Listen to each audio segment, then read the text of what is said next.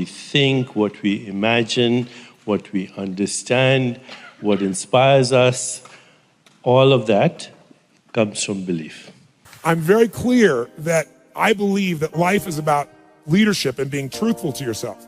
And so I believe, number one, that the mandate for any great relationship and the mandate for anybody to lead their own life and not be a follower is you got to see things as they are, but not worse than they are. But ultimately, I think you need an energy. You need a drive and a belief in what you're doing. And that belief, whatever that is, can change an entire film. It can change anything, really. Working on yourself, watching that inner dialogue, it will determine the quality of your life. Next thing is that you've got to activate the thinker in you. Don't allow your emotions to control you. We are emotional, but you want to begin to discipline your emotion. So I want to encourage you, no matter where you are, believe in yourself. Keep at it, keep working, keep going. I mean, success and fulfillment are going to come from your unflagging ability to believe in what other people call impossible. It's going to come from your unflagging ability to get up each day and work towards things that maybe you don't know where they're going. Maybe they're not getting you what you want right away. Maybe it's not easy. Maybe it is a struggle, but it is through that struggle and that effort and that dream and the desire that you get there. People don't like it. You will discover some things about yourself that you don't know right now. What you will realize is that you have greatness within you. What you'll realize is that you're more powerful than you can ever begin to imagine. What you will realize is that you're greater than your circumstances, that you don't have to go through life being a victim. And I'm here to tell you there's two things that control everything in your life.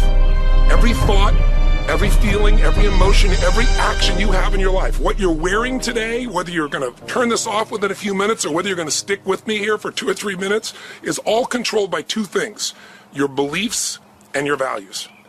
Whatever you believe, if you think life is just a waste of time, doesn't matter what you do, or you're big boned, then obviously you're not going to go for it. You're not going to try to lose weight. You're not going to go push for that next level. Beliefs control us, but so do our values. Some people, value just kicking back. Some people value making it happen. Some people value their family the most. Some people value love.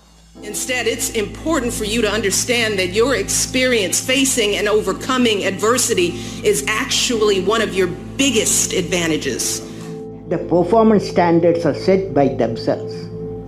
They work on their dreams with focus and are prepared to take calculated risk.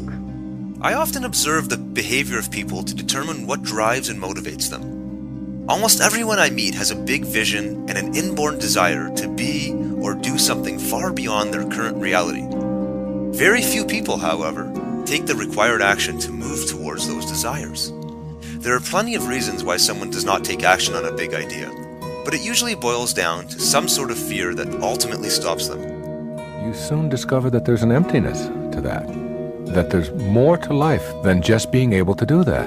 That emptiness and that shallow feeling, and that it's just sort of almost like a selfish pursuit of gratifying one's ego and proving that we can accumulate as much stuff as we can, and success isn't any longer measured in terms of how we serve others, but in terms of how much I get for myself.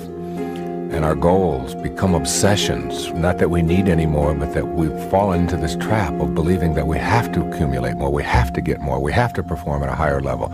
If we win the championship, that's great, but how about doing it 2 times in a row? Nobody's ever done that before. And if we do it twice in a row, well, now we've got to do it 3 times in a row. And now we have to do it by shutting out our opponents completely. They can never get a point. And we are constantly looking outside of ourselves for these kinds of almost artificial ways of defining ourselves as human beings. And when you get trapped into that, you find that there's a lack of a sense of fulfillment.